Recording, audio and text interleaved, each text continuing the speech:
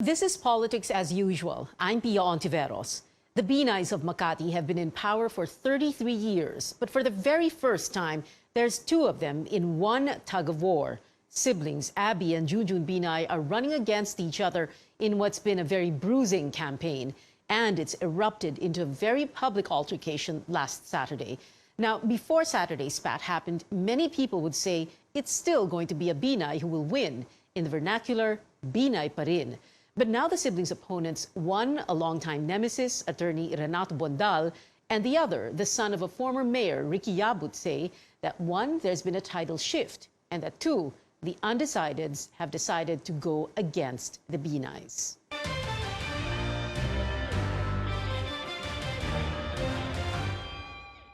Welcome to the show, Mr. Ricky Yabut and attorney Renato Bondal. Thank you very much for being here. Well, that was a very unfortunate Saturday night for the Binay siblings.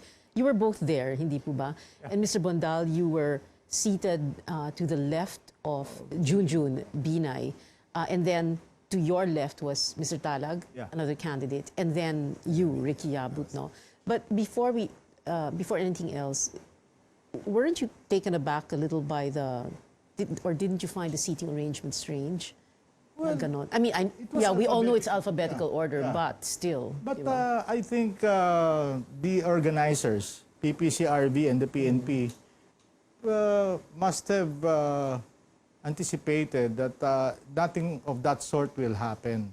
Because so they anticipated wrong. Well, yeah, because we were in the church. We were right seated there, right in front of the altar. Yeah. So, unfortunately, things didn't go that well. Okay. But you had this look on your face, no, when they started to quarrel na sila magkatabi.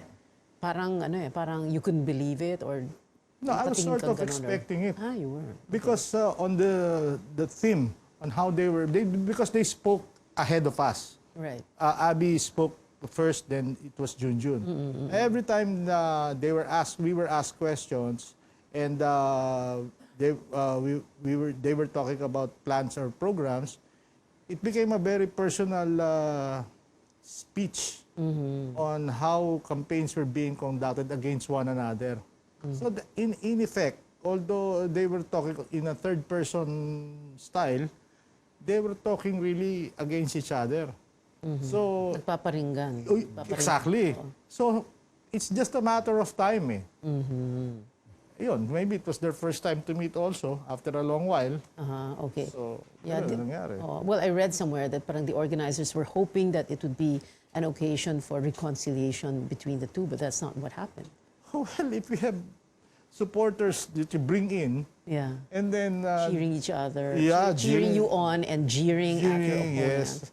Actually, when it was no longer televised, but we were given a chance to speak after the incident, I sort of told the people there that it's our job to keep things cool in Makati. If they're the ones fanning the antagonism between brother and sister, then it won't be good for the elections in May 13. Because it's going to be quarrelsome. Yeah, quarrelsome. That's an understatement. And you, Ricky Yabut, you were seated there also. I was there. What were your thoughts when you come in and then you realize ganito yung seating arrangement, and then the forum progresses and? Well, seating arrangement for me was ideal because I was in the center. But yes, as soon as the debate started, you could see that the tensions were high between the siblings. Wasn't surprised that it happened. Why they couldn't control themselves was my question. I mean, you cannot conduct yourself in that manner. In public. In public, and at this level. We're all running for mayor. We want to lead a city. And now you have two children. Children? Yeah, fighting over who gets to hold the keys to the city. Okay, so pwede namang mag-away ang magkapatid, wag lang in public. Wag not in church of all places. Not in church. Well, like Attorney Bonda was saying, siguro the organizers were thinking they would behave because it was in church. But did you also think, because for the longest time before this happened, a lot of people were saying, siguro moro-moro lang ito. naglalaban lang dalawang magkapatid na Binay para Binay pa rin in the end. Yes. Did you think that too? No. Or at least when that happened on Saturday night, did you think na okay, totoo pala tong away nila? Well, for 40 almost a month we've been on the ground talking to people, and it's becoming clear that it's not a moro-moro. It's not drama. This is they're actually hitting each other left and right. It makes no sense because what I said is the people of Makati shouldn't have to be part of this fight of the siblings. I mean, we have better things and to talk about, and Makati needs a lot of help from its mayor. And if this is all they're going to give Makati, Makati is in for another bad 3 years again. Your thoughts, Attorney Bondal, ganun din ba? You are looking at the ugly side, the political dynasties. When no credible opposition is able to match up with their resources, then they're left to fight amongst themselves. Who wants to control Makati now? Okay. And it's sad. Yeah. But the question now is, did it turn off Binay voters, whether it is Abby Binay or Junjun Binay voters? Because that's what you're hoping, because you're hoping that the net effect is that the votes that will be subtracted from them because of this incident will go to either you or to Ricky Yabut. Well, Makakabawas ba sa boto nila? siguro magkakaroon din ng tidal shift yan, no? Especially those who are religious or attached to the church organizations. And, well, those who have a good sense of decency will definitely be turned off, no? But on the other hand, a lot of people right now are being bought already for or against. So we don't know if that happening on the ground, where people are getting whatever is being offered to them, will have an effect on election day. Yeah. What about for you, Ricky Yabut? Do you think it turned off the Abby or the Junjun Binay voters, or will it solidify the vote for either of the siblings either way? Well, the next day, Sunday, I was on the ground. I do house to house, and the undecideds have made up their mind right away, just from that one drama Saturday night. Normally, they're undecided until the very end. But because of that, every day I go house to house, and the talk of the town is the feud between, or the fight between the siblings that happened on Saturday night. Okay, so and the undecideds are going where? Are For you, or for Attorney Bondal, or for your other opponent? It's not going with them. Let's just put it that way. Okay. They've decided against staying with the Binays. All right, we're going to take a very brief break. Politics as usual. We'll be right back. Stay with us.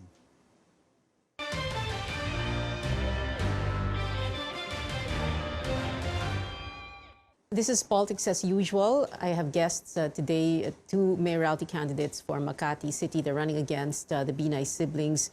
On the left is Attorney Renato Bondal. On the right is Ricky Yabut.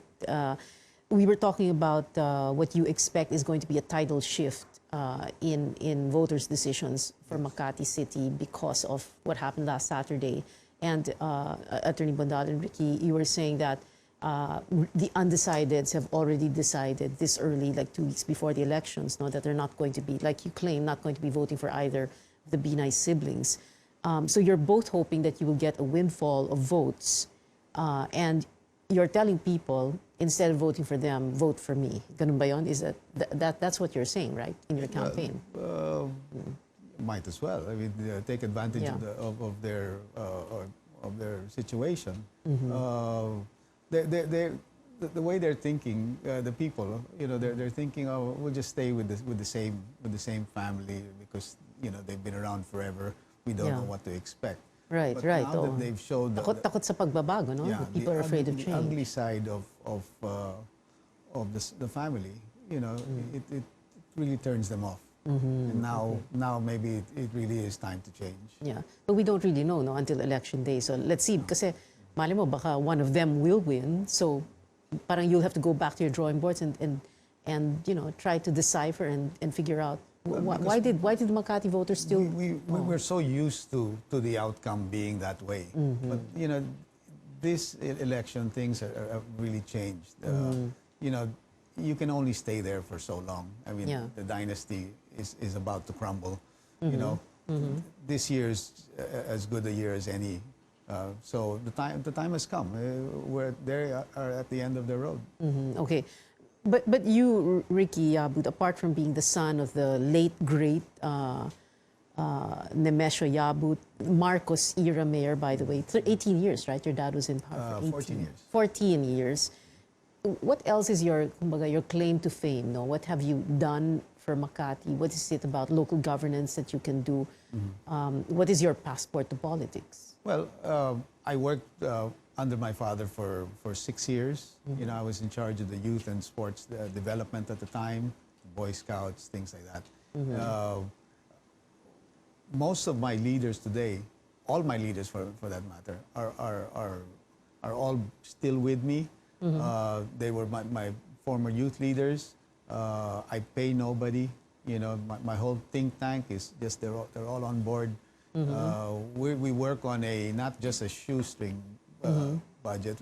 It's more like a dental floss already. It's so thin, but we get the job done. I mean, who would have thought that at this point of the campaign we would be up there, you know, fighting it out with the two siblings. Yeah. You know, they've divided their voting base. You know, it'll be very difficult for them to look for other votes outside of that base. So the dynamic is perfect for a new leader to come into. Dynamic is perfect, but it wouldn't have been perfect if it had been only one Binay running. Yes, if it had been one Binay running, would you still run? Well, when I announced that I was going to run, it was just Abby. Abby, okay. And then not long after, Junjun threw his hat into. We've had many guests on the show who always say na, I want change in whatever city I come from, whatever province, no. But they themselves come from families that held power in their provinces or their cities for very long. So, parang in a way, no, parang pero kumbaga sasabihin ng botante say pareho lang naman kayo eh. Kasi Binay, Yabut, ano, compared to if you say, like for example, Attorney Bondal here, who's well, you don't have a family name in Makati politics for long. You know, you don't come from a dynasty, hindi ba? So how do you look? And you've been described as an enemy of the Binays, and they don't look very kindly at you. So how do you look at this now? You know, you have the two Binay siblings, you have the son of a former mayor running against them, and then there's you and one other person. Well, in the first place, we ran because we have obligated to bring the opposition flag. We've been at it ever since. Actually, we started to become opposition at the time when Toro, his brother, ran against Dr. Binay. That was in '98. From then on, we never looked back, and we fought the Binays every election. '98, that was when you warned that this was a Binay dynasty already. Yes. But you were very close to them. You worked closely with them. You were on their side, right? What happened? Well, we started our politics with the Yabuts. My mom was the health department chief under Mayor Yabut. So we got our start with them. But after the revolution and in the first elections, Binay was able to convince my mom to run as councilor for him. Okay. So, being a son, I had to follow my mom's politics. So, I got away from the Yabuts and joined the Binays. But in '98, when Toro ran, after he was promised to be the next mayor. And then Jojo Binay, the vice president, reneged on that and selected the wife to run. Okay. Toro, of course, your brother. From then on, I was already in the opposition. Yeah, we'll go back to that in just a bit. We just need to take a very quick break. Politics as usual. Be right back. Stay with us.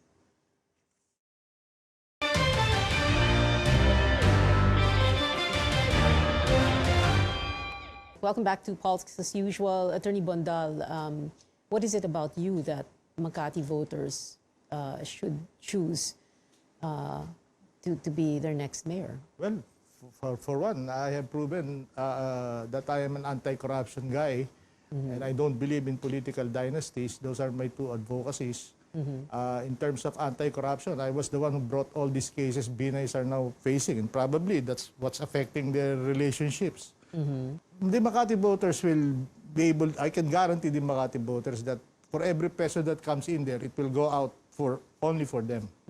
Okay, it's similar to what you're saying, Ricky, no? Yes, What's your campaign slogan? Hindi ako magnanakaw. hindi ako magnanakaw. Okay. Well, Yeah. Ako, pakukulong ko kung magnanakaw siya. Okay. Attorney Bondal, like you said, no, you were the one who brought all those accusations against the Binays, you said na now what's happening is that baka nag-aaway nga sila because of that, no? Because of these. Tama, no? Ano ba yung pinag-aawayan nila talaga? Power and the Yeah, humongous, the deep treasury of Makati. When you Yun say lang naman power, yan. like, because they're one family, di ba? Yeah. So when it was Jojo Binay who was Makati mayor, Yeah. parang walang problema, no? And then Junjun, and then Abby, and then you think everything's okay, right? So when you say power, what? I mean, Well, it's ano yung pinag-aawayan nila? Control? What? Kaninong tao ang nasa pwesto? Or Yeah, but you know, Makati is not like a province, where a political dynasty can field one son in one city, the daughter in in one municipality. Unfortunately, this political dynasty exists in one LGU. okay. Yeah, but then they could always, well, there's the 2 congressional districts, there's mayor, there's vice mayor, there's councilor, ganun. And they're getting it already. They have even one senator. But what about if one desires to get the position of mayor who was once an occupant, and the other one who, what I believe was, at the time when Junjun was momentarily dismissed and Kid went in, Kid Peña. yeah, they had an agreement that Abby will run only for one term. And if Junjun is able to fix his legal problems, he'd be running again. And But has he been able to fix his legal problems? I don't know. The problem is with the administrative cases that we filed, no. Well, he was able to reverse one, the Makati parking building problem, but Yeah. the Makati Science High School building, as what Mayor Abby is saying, he wasn't able to reverse that. So it must be in the Supreme Court. Unfortunately, with these cases that the Ombudsman are bringing to the Court of Appeals or the Supreme Court, we cannot intervene even if I am the proponent or the private complainant in those cases. So we don't have control. Yeah. We just have to wait what's going to happen. Okay. So is it correct to say that because of Saturday's incident, now you both have more than a, quote, snowball's chance in hell against the warring Binay siblings? Well, Tama? yeah. Yes? Yes. I think we always did have that. It's just now that it's been, more focused on what's going on. Because before, they were the only ones that would get all the media attention. Okay. Now the media is Now they have starting more to come attention back. of a different Come kind. back Yeah. and, yes, and Okay. bite them. So now they're doing their Yeah. troubleshooting. Okay, but what do the congressional races look like? How are those races going to be affected? So you have the former VP Jojo Binay running in one district against Kid Peña. You have Abby's husband Luis Campos running in another district against your brother King. Na you're okay naman, no? As Oh yeah, I'm helping him. Yeah. Because it's either King or another Binay. Yeah, Or okay. Binay A wannabe. Binay in-law. Binay wannabe. Binay wannabe. Okay, but those races, are those going to be affected by what happened on Saturday? think so. I think so. I think so. Especially in District 1. Talaga? Because You mean VP Jojo Binay may not win because of that? Ganun ba yun? Really? well, I observed him very keenly last Saturday. Yeah. One, he was slow to react. He hardly could walk anymore. And then when he spoke twice or thrice, he went to the mic to speak.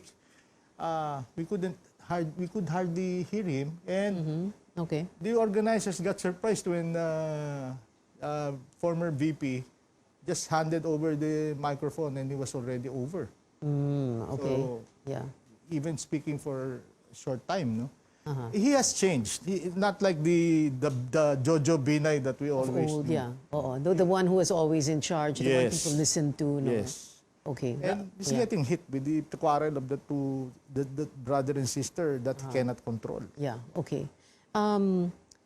Ricky, tahimik na kasi yung buhay mo, hindi ba? It was. I mean, polo player, business, and then an artist also, making different art, furniture, etc. No?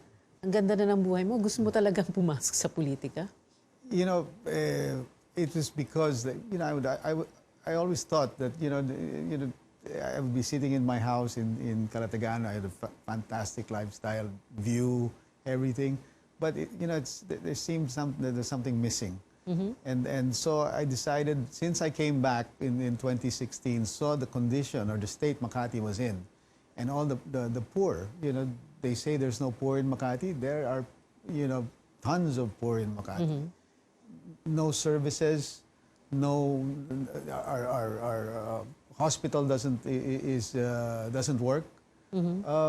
Too many things to be done. I figured if I'm going to do something, I better do it now, because 3 years from now or 6 years from now, I'll be too old to do that. Okay, so let's see what happens to you, because right now you look very rested. You look like you're, at peace with your life and where you are right now. So if you do win as mayor, let's see what happens to your face. If you will still look the same, no, parang relaxed. I'm enjoying myself. Yeah. This is a fantastic ride for me. So the thing to do is the right thing. Let's put the city back into order. Okay. So let's go into our final words. No? So address this issue na, people still saying, well, this was what they were saying before Saturday's incident, no? Na parang Binay pa rin yan in the end, no? Although, yes, you did say earlier na things have changed. There's been a tidal shift, undecideds have decided, etc. But address that issue. Binay pa rin yan at the very end, or is there going to be a chance that a non-Binay will win as Makati mayor on May 13? Let's begin with you, Attorney Bondal. Well, I ran not only for sa Makati citizen, but I'm also carrying the flag of the Team Pilipinas, Ocho Derecho. For that alone, it's helping me, and I'm helping the Ocho Derecho lineup in Makati. And I think we have a pretty good chance. Why? Because there are white elephants now that they cannot touch. For example, the hospital ng Makati at the back of Toyota Bel Air. It's a skeleton. They've spent 2 billion there, and they could not even touch it to finish it. Now, if you cannot finish that, hospital ng Makati in Pembo will deliver inefficient service, because everybody goes there, and if this can be finished, then efficiency will rise up. But how can they finish it? If Junjun wins, he cannot touch it because he started the overprice. If Abby touches it, she will have to have it audited. And her dad, who's campaigning with her, and her brother will again be subjected to all these criminal prosecutions. So, there are other projects which, like the Benitez School in Santa Cruz, they leveled it to the ground, but they could not start it all over again because, again, the bidding process was rigged, etc., etc. So, there you go. A lot of services, just like Ricky said, have suffered. And that is why, if people of Makati want to experience positive changes, it's about time that they stop voting for the Binays. Okay, so papayag ba kayo na if they don't vote for you, they'll vote for Ricky Abut? I'm okay with that. Are you okay with that? Okay. If they don't But you want prefer to, that they vote for you, but... Of course. But your point is, basta't hindi Binay. Basta hindi Binay. Okay Anybody na. but Binay? Yeah. Okay, sige. What about you, Ricky Abut? What do you think? Well, what hasn't been existent for the last 33 years is the compassion that I've seen given by my father to the city, to its people. There's no personal connection between the people and this family. You know, everything Really? is like But they claim there is. business as usual. No, you know, our time, I was there every day because my father was there every day. And people in hordes would just come in, problems, personal problems, marital problems, financial problems, you know, medical problems. When you go there today, you know, seeking to see an audience with the mayor, there's no such thing. That culture is not non-existent. But you're saying that is the role of the mayor to listen to people's problems, Well, marital, financial, legal. I was brought up that way. That's the kind of personal attention I want to put back into the city, because the poor really need help.